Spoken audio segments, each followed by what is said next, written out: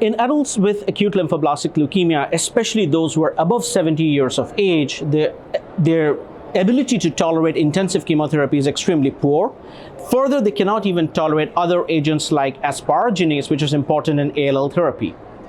In the mini-hyper-CVD trial, which used a low-intensity chemotherapy regimen with Inotuzumab and Blinatumomab, we noticed that in patients who were more than 70 years of age, the major cause of mortality was not from leukemia, but from long-term complications of cytopenia, infections, etc., etc.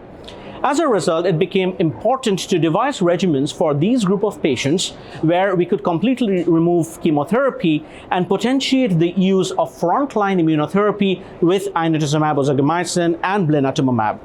To that cause, we present the data from this ongoing phase 1b/2 trial of Inotuzumab, ozogamicin, Blinatumomab steroids in patients more than 70 years of age with Ph-negative B-cell ALL.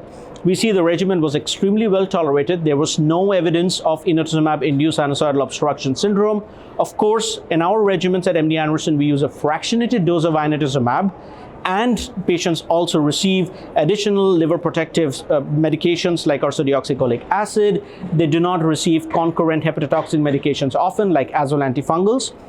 With that, with a limited follow-up in 14 patients being shown at ASH here, we see a 1-year progression-free survival, overall survival between 60 to 70%, which is noteworthy given that all these patients were more than 70 years of age.